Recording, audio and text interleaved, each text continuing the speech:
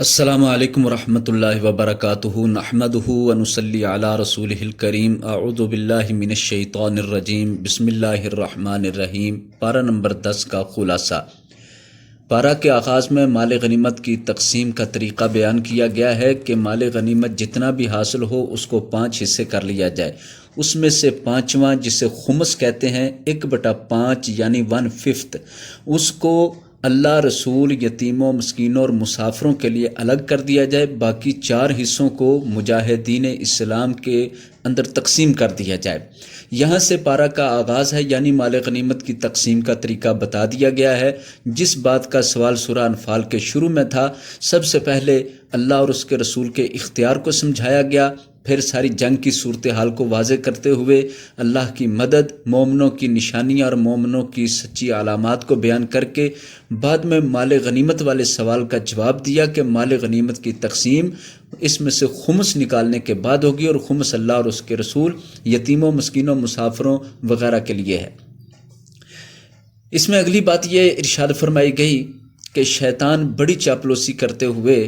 برے اعمال کو بھی خوبصورت کر کے لوگوں میں پیش کرتا ہے، جس سے لوگ گناہ کے کام کو اچھا کام سمجھ کر اس میں ملوث ہو جاتے ہیں۔ شیطان جو ہے غزوہ بدر والے دن کافروں کے پاس آیا اور ان کے سامنے ان کی اس حرکت کو جو وہ مسلمانوں سے مقابلہ کرنے آئے اس کو بہت اچھا گردانا۔ وَإِذْ زَيَّنَ لَهُمُ الشَّيْطَانُ أَعْمَالَهُمْ، بہت اچھا گردانتے ہوئے بعد میں اس بات کو باور کروانے لگا کہ تم طاقت میں زیادہ ہو، اس لیے آج تم پر کوئی غلبہ نہیں پا سکتا۔ فَلَا غَالِبَ لَكُمُ الْيَوْمَ مِنَ النَّاسِ وَإِنِّي جَارٌ لَكُمْ، ساتھ ساتھ کہنے لگا کہ میں بھی تمہارا مددگار ہوں، میں بھی تمہارا ساتھی ہوں، میں بھی تمہارے ساتھ ہوں۔ یہ باتیں تو اس نے کہہ دیں، لیکن جب ہی آسمان سے فرشتے نازل ہونا شروع ہوئے تو پھر شیطان وہاں سے کھسکنے لگ گیا، وہاں سے نکل گیا اور اپنی ایڑیوں پر پھر گیا اور کہنے لگا جو کچھ میں دیکھ رہا ہوں وہ تم نہیں دیکھ سکتے، مجھے تو اللہ سے ڈر لگتا ہے، انی اخاف اللہ واللہ شدید العقاب۔ تو شیطان کی چاپلوسی، شیطان کا ابھارنا، شیطان کا لوگوں کو اکسانا، یہ اس وقت تک ہی ہے جب تک کہ اللہ تعالیٰ کی طرف سے مدد نازل نہیں ہوتی۔ جو ہی اللہ تعالیٰ کی طرف سے توفیق اور مدد نازل ہونا شروع ہوتی ہے اسی وقت فوری طور پر شیطان وہاں سے نکل جاتا ہے، بھاگ جاتا ہے۔ اسی لیے احادیث مبارکہ میں تعوذ کی بڑی اہمیت ہے کہ جب بھی کوئی گناہ یا سستی یا نیکی میں کمی کا معاملہ پیش آئے یا خوف، ڈر اور وسوسہ پیش آئے تو انسان کو چاہیے کہ وہ تعوذ پڑھا کرے، کیونکہ شیطان جو انسان کے دل کے اندر وسوسے پیدا کر رہا ہوتا ہے، تعوذ پڑھنے کے ساتھ شیطان وہاں سے بھاگ جاتا ہے، شیطان وہاں ٹھہر نہیں سکتا، تعوذ کے سامنے یہ بالکل بے بس ہو کر نکل جاتا ہے۔ اسی طرح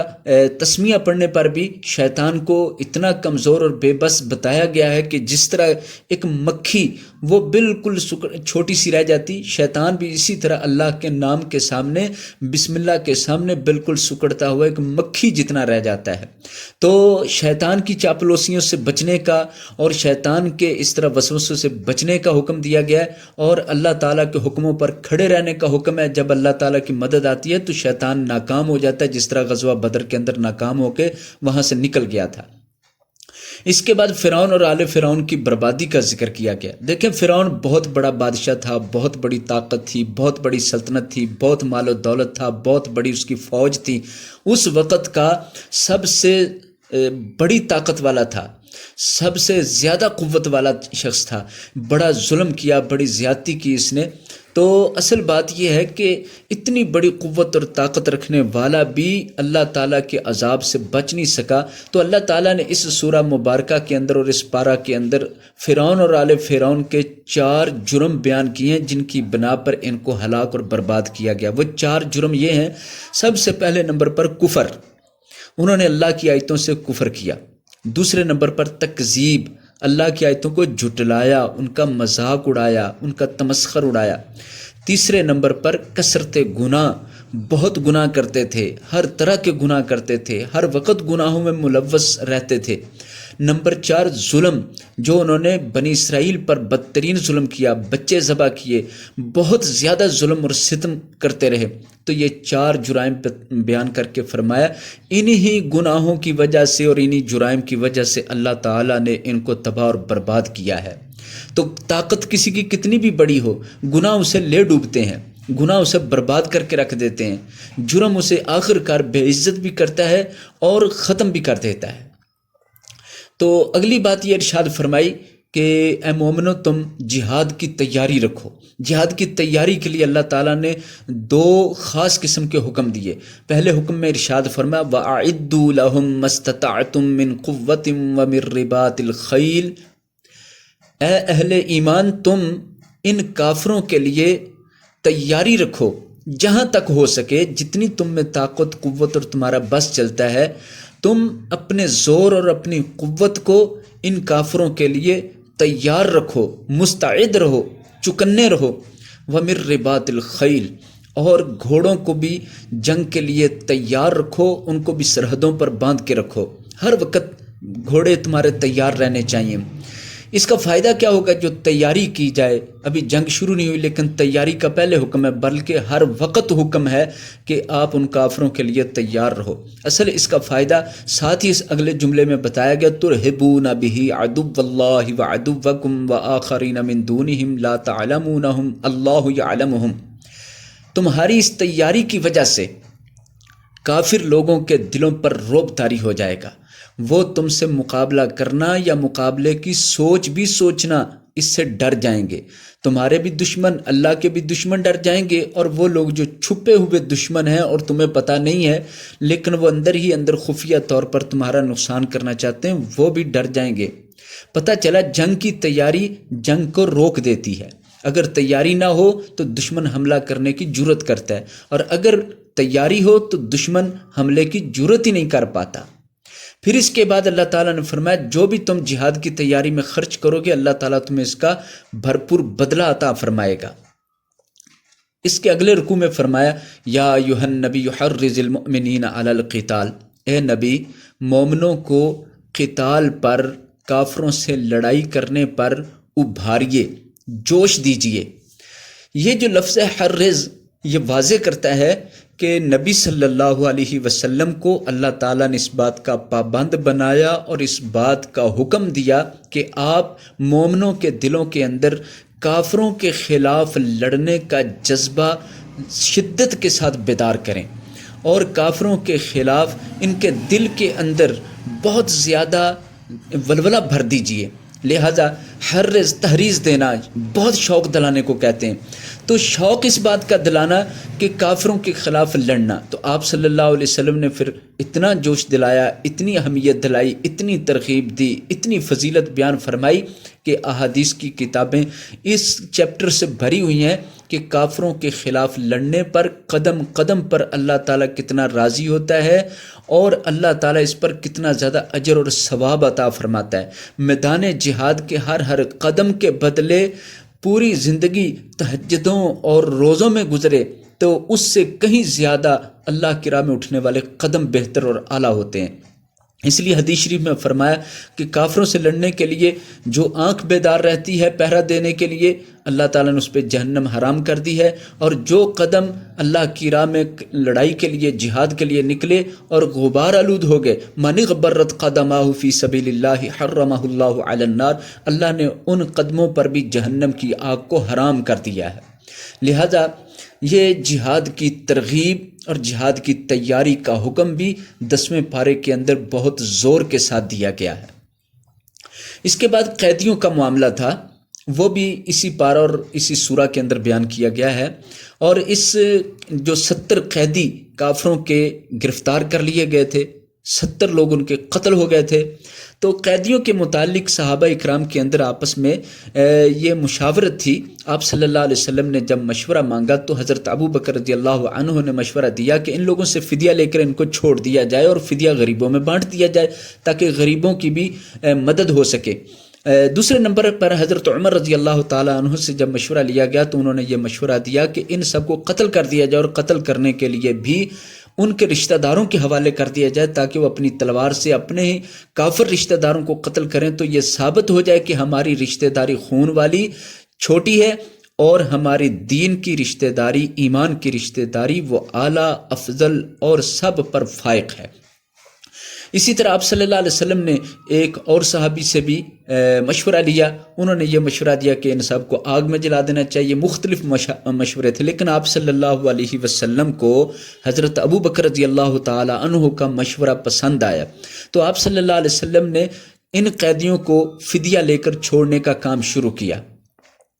بعد میں پھر وہی آ گئی کہ اللہ تعالیٰ نے ارشاد فرمایا ما کان لنبی ان یکون لہ اسری حتی یثخن فی الارض، پیغمبر کو لائق ہی نہیں کہ اس کے پاس کافر قیدی ہوں تو وہ ان کو قتل نہ کرے، اسے فوراً قتل کر کے ان کافروں کے خون سے زمین سیراب کر دینی چاہیے تھی، زمین رنگین کر دینی چاہیے، پیغمبر کے لیے لائق نہیں کافروں سے رعایت کرے۔ پھر اللہ تعالیٰ نے آگے مزید فرمایا تریدون عرض الدنیا واللہ یرید الآخرہ، تم دنیا کا مال چاہتے ہو، اللہ تمہاری آخرت بنانا چاہتا ہے۔ تو اس آیت کے نازل ہونے کے بعد آپ صلی اللہ علیہ وسلم بہت غمزدہ ہوئے اور آپ کی آنکھوں سے آنسو بہنے لگے۔ حضرت ابو بکر رضی اللہ عنہ نے جب وجہ پوچھی تو آپ کے بتانے پر وہ بھی رونے لگے کہ یہ مشورہ تو میرا ہی تھا، جس بنا پر آپ صلی اللہ علیہ وسلم پر اللہ تعالیٰ نے اتنی سخت حکم اور آیت نازل فرمائی ہے۔ تو دونوں رو رہے تھے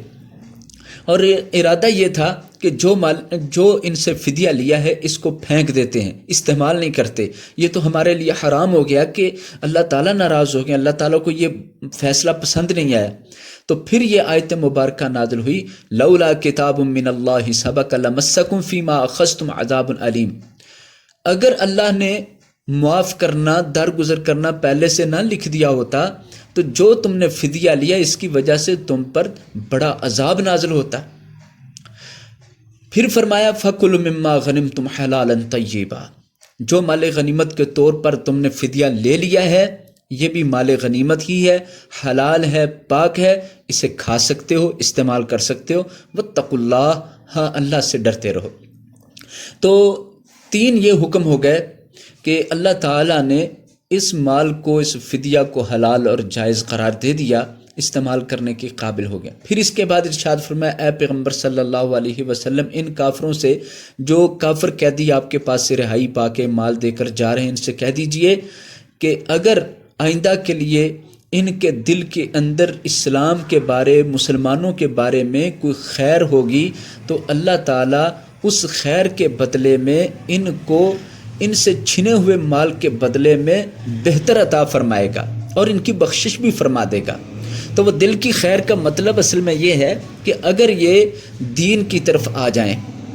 تو اللہ تعالیٰ ان کے گناہ بھی معاف کرے گا اور جو ان سے مال چھن گیا ہے وہ بھی اللہ تعالیٰ ان کو عطا فرمائے گا۔ اور دوسری بات یہ فرمائی کہ اگر یہ لوگ یہاں سے رہائی پانے کے بعد پھر خیانت کریں گے، پھر مقابلہ کرنے اور سازشیں کرنے لگ جائیں گے تو پھر ایسے لوگوں کو یاد رکھنا چاہیے جس رب نے ان کو پہلے قیدی بنایا اللہ تعالیٰ ان کو پھر قیدی بنا دے گا۔ اس کے بعد ہجرت اور نصرت کا رکوع شروع ہو جاتا ہے اور بہت اہم گفتگو شروع ہو جاتی ہے جو کہ ہر دور کے اندر مسلمانوں کی رہنمائی کے لیے بڑی اہم ہے اور ایک مشعل راہ کی حیثیت رکھتی ہے۔ اللہ رب العالمین نے ہجرت کرنے والے، وطن چھوڑ کر آنے والوں کو اور جنہوں نے آنے والوں کو جگہ دی، مدد کی، انصار کو آپس میں گہرا دوست قرار دیا ہے۔ بلکہ اللہ تعالیٰ نے 4 باتیں ان کے لیے ارشاد فرمائی کہ مہاجر اور انصار آپس میں ایک دوسرے کے دوست ہیں۔ پھر دوسری بات ارشاد فرمائی اولئک هم المؤمنون حقا، یہی سچے مومن ہیں۔ تیسری بات ارشاد فرمائی لہم مغفرۃ، ان کے لیے اللہ تعالیٰ نے بخشش رکھی ہے، مغفرت رکھی ہے۔ چوتھی بات ارشاد فرمائی ورزق کریم، اور ان کے لیے عزت والی روزی ہوگی، یعنی جنت کے میوے ہوں گے، عزت والا رزق ملے گا، جنت کے اندر روزی ملے گی، کھانے کو ہر نعمت ملے گی۔ تو یہ 4 انعامات یا 4 ان کی تعریف میں جملے بیان فرمائے ہیں اور ان کے لیے ایک مہر ثبت کر دی کہ مہاجر و انصار یہ ایسے لوگ ہیں جنہوں نے دین کی خاطر ہجرت کی، اور دوسروں نے دین کی خاطر اپنے بھائیوں کو گھروں میں جگہ دی۔ تو دین کی بنیاد پر یہ بھائی بھائی بنے، دین کی بنیاد پر ایک دوسرے کے ہمدرد بنے، دین کی بنیاد پر ایک دوسرے کا تعاون کیا، دین کی بنیاد پر قربانیاں دی، دین کی بنیاد پر ایک دوسرے کے قریب ہوئے ہیں۔ تو بس یہ دین کو بنیاد بنا کر جو بھی عمل کیا، اللہ تعالیٰ نے اس پر ان لوگوں کے لیے بڑے بڑے القاب اور بڑی بڑی تعریف فرمائی ہے۔ اس کے بعد ایک اہم بات یہ ارشاد فرمائی کہ ہجرت نہ کرنے والے مسلمان جنہوں نے اسلام تو قبول کیا لیکن ہجرت نہیں کی، وہ ادھر مکہ میں ٹھہرے رہ گئے، تو اللہ تعالیٰ نے ان سے یہ ناراضگی فرمائی کہ ان لوگوں کے ساتھ تمہیں کسی طرح کی کوئی دوستی رکھنے کی ضرورت نہیں ہے، ان سے کوئی ولایت، کوئی دوستی، کوئی تعلق مت رکھو جب تک کہ وہ ہجرت کر کے مدینہ منورہ میں نہیں پہنچ جاتے۔ لیکن ایک بات ضرور ہے کہ اگر وہ تم سے ان استنصروکم فی الدین، تم سے دین کے حوالے سے مدد مانگے، فعلیکم النصر، تو تم پر ان کی مدد کرنا لازم ہے۔ پتہ چلا جو لوگ ہجرت کر کے مسلمان ملک میں نہیں آتے اور اگر وہ اپنے ملک میں، کافر سٹیٹ کے اندر اور سلطنت کے اندر کافروں سے تنگ آ کر، ان کے ظلم سے، ان کی زیادتی سے تنگ آ کر مسلمانوں سے مدد مانگتے ہیں، تو مسلمان ملکوں کو، مسلمان لوگوں کو ان بھائیوں کی، کلمے والے بھائیوں کی مدد کرنا اللہ نے فرض قرار دی ہے۔ اور ساتھ یہ بھی فرمایا اگر تم نے مدد نہ کی تو زمین پر زبردست فتنہ اور فساد برپا ہو جائے گا، لہٰذا اس بات کا پابند فرمایا کہ ان کی مدد اور مشکل کے وقت میں مدد ضرور کرنی ہوگی۔ اب ہمارا دوسرا حصہ اس خلاصہ کا شروع ہوتا ہے کہ سورۃ التوبہ۔ سورۃ توبہ کے شروع میں بسم اللہ نہیں ہے۔ اس کی وجہ یہ ہے کہ جب حضرت عثمان رضی اللہ تعالی عنہ نے قرآن پاک کو جمع کیا تو پوچھا گیا کہ سب صورتوں کے ساتھ تو بسم اللہ لکھی گئی ہے لیکن سورہ توبہ کے ساتھ بسم اللہ نہیں ہے، تو انہوں نے ارشاد فرمایا کہ نبی صلی اللہ علیہ وسلم نے سورہ توبہ کے ساتھ بسم اللہ نہیں لکھوائی۔ تو سب سے بڑی وجہ یہی ہے کہ نبی صلی اللہ علیہ وسلم نے اس کے ساتھ بسم اللہ تحریر نہیں کروائی تو نہیں لکھی گئی۔ باقی مزید کئی وجوہات اس سلسلے میں مفسرین نے بھی بیان کی ہیں کہ اس لیے نہیں ہے کہ اس کا آغاز براءت سے ہو رہا ہے، کافروں کے ساتھ ناراضگی اور اعلان براءت سے، تو جب بھی اعلان براءت ہو یا اس طرح کا اعلان ہو تو اس کے شروع میں بسم اللہ وغیرہ کی ضرورت نہیں ہوتی۔ لیکن سب سے بڑی وجہ ہماری نظر میں یہی ہے کہ نبی صلی اللہ علیہ وسلم نے نہیں لکھوائی تو نہیں لکھی گئی۔ باقی قرآن کے اندر کئی جگہ پر کئی طرح کے سخت ترین احکام ہیں، اس کے باوجود بھی اللہ تعالیٰ نے بسم اللہ وغیرہ لکھی ہے۔ تو اس کے بعد حج اکبر کے متعلق وضاحت کی گئی ہے کہ حج اکبر والے دن اعلان کیا۔ حج اکبر کے حوالے سے ہمارے معاشرے میں یہ بات مشہور ہے کہ حج اکبر وہ ہوتا ہے جو جمعہ کے دن حج ہو۔ حقیقت یہ ہے کہ حج اکبر ہر حج ہوتا ہے، جو بھی حج ہے یہ حج اکبر ہوتا ہے، اور دوسرا ایک حج جسے اصغر حج کہا جاتا ہے وہ ہے عمرہ۔ عمرہ چھوٹا حج ہوتا ہے، اور یہ جو ذوالحجہ کے اندر حج کیا جاتا ہے اس کو حج اکبر کہتے ہیں، لہٰذا وہ جمعہ والی بات کوئی نہیں کہ جمعہ والے دن جو حج ہو وہ حج اکبر ہوتا ہے۔ اس کے بعد سورہ توبہ کے اندر اللہ تعالیٰ نے جہاد کے متعلق اور مجاہد کے متعلق بہت عظمت بیان کی، بہت ان کی فضیلت بیان فرمائی ہے، اور اس کے ساتھ ساتھ کافروں کے بہت زیادہ وہ جرائم بیان کیے ہیں جن کی بنا پر اللہ تعالیٰ نے حکم قتال دیا ہے۔ اس طرح ارشاد فرمایا وَإِن نَكَثُوا أَيْمَانَهُمْ وَطَعَنُوا فِي دِينِكُمْ فَقَاتِلُوا أَئِمَّةَ الْكُفْرِ إِنَّهُمْ لَا أَيْمَانَ لَهُمْ لَعَلَّهُمْ يَنْتَهُونَ۔ ان لوگوں نے اگر اپنے عہد توڑ دیے اور تمہارے دین میں تانا دینے لگے تو پھر ان کے کفر کے اماموں کو، لیڈروں کو قتل کرو، ان سے لڑائی کرو، فقاتلو لڑائی کرو، تو پھر لڑائی کرو کفر کے بڑے بڑے لیڈروں سے، ائمہ سے، اس لیے کہ ان کا کوئی عہد نہیں، ان کی کوئی عہد کی پاسداری نہیں ہے،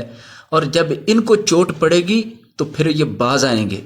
یہ بھی ارشاد فرمایا قاتلوہم یعذبہم اللہ بایدیکم،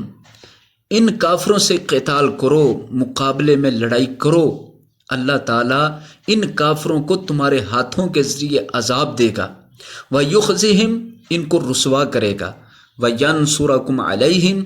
اور ان کے خلاف اللہ تعالیٰ تمہاری مدد فرمائے گا۔ وَيَشْفِ صُدُورَ قَوْمٍ مُؤْمِنِينَ، اور مومنوں کے دلوں کو، سینوں کو شفا عطا فرمائے گا، ٹھنڈ عطا فرمائے گا۔ وَيُذْهِبَ غَيْظَ قُلُوبِهِمْ، اور ان کے دل کا غصہ بھی ختم فرمائے گا کہ مومنوں کے دلوں میں جو کافروں کے متعلق اور ان کے ظلم زیادتی کی وجہ سے غصہ ہے، اس کو بھی اللہ تعالی ختم فرمائے گا۔ تو یہ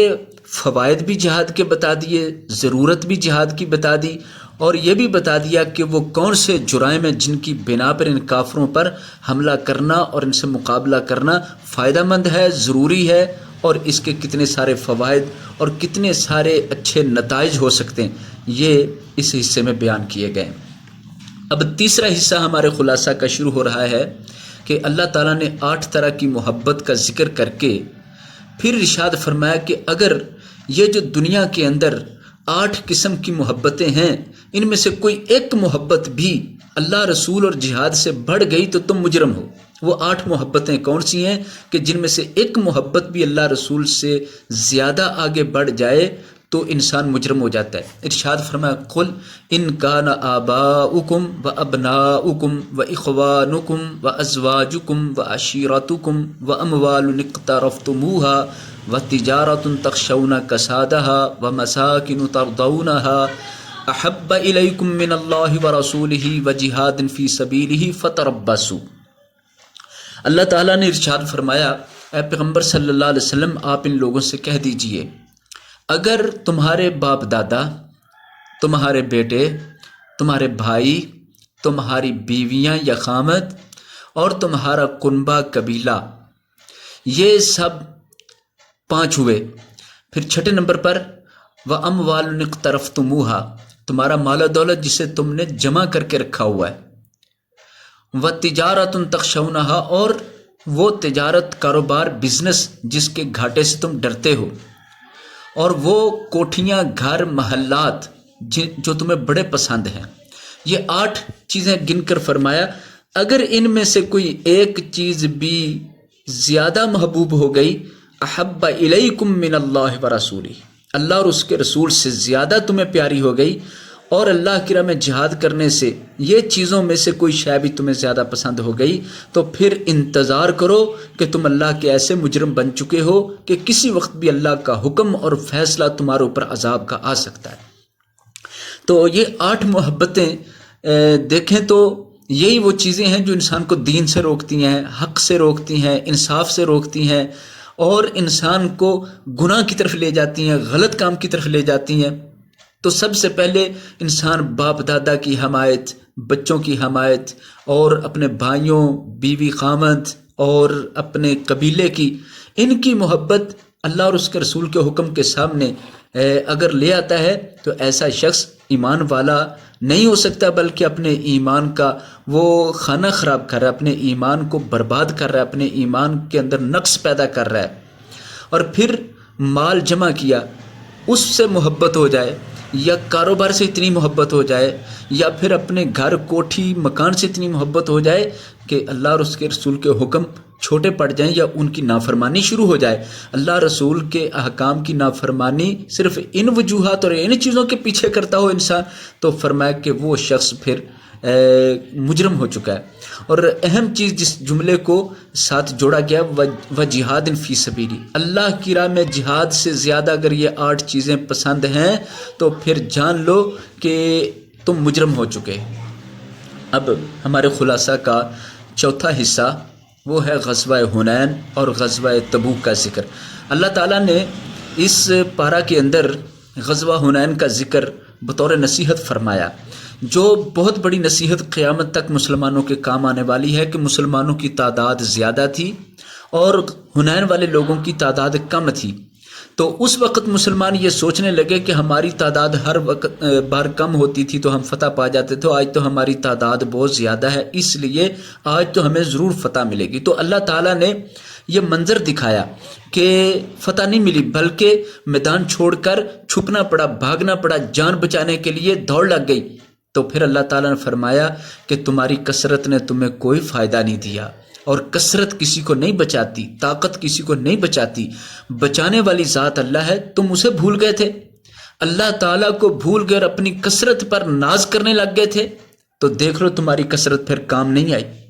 اس کے بعد پھر نبی صلی اللہ علیہ وسلم جو میدان میں ڈٹے ہوئے تھے اور آپ کے ساتھ صحابہ کرام جو آپ کی سواری کے ارد گرد کھڑے تھے ڈٹے ہوئے تھے، آپ صلی اللہ علیہ وسلم نے آواز دے کر بلایا، پھر مسلمان دوبارہ اکٹھے ہوئے اور ان کافروں، حنین کے کافروں کے ساتھ مقابلہ کیا، فتح بھی ملی اور سب کو اکٹھا بھی کر لیا گیا اور سب سے مال غنیمت بھی حاصل کر لیا گیا۔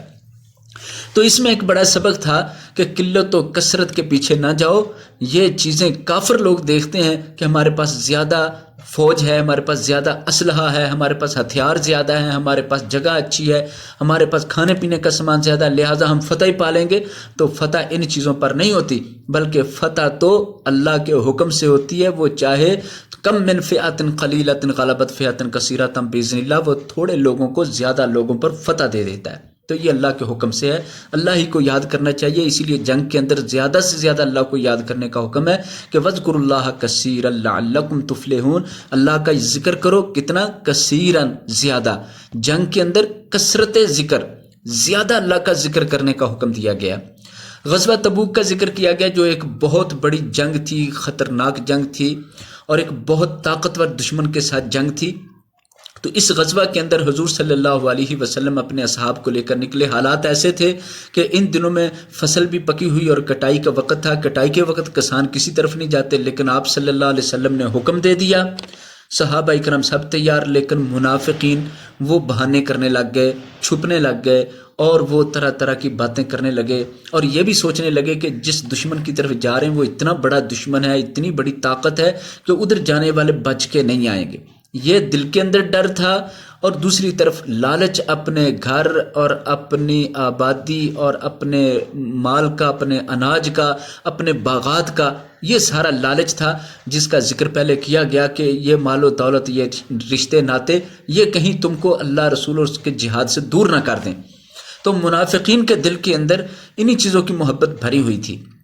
لہذا منافقین نے طرح طرح کے عذر، معذرتیں اور بہانے کیے۔ نبی کریم صلی اللہ علیہ وسلم نے ان کے بہانے قبول کر کے ان کو ادھر رہنے دیا، لہذا وہ جھوٹے بہانے بناتے بناتے سارے منافقین پیچھے رہنے لگ گئے، اور مومن لوگ، سچے مومن سارے کے سارے وہ تیاری کر کے غزوہ کے لیے نکل گئے تھے۔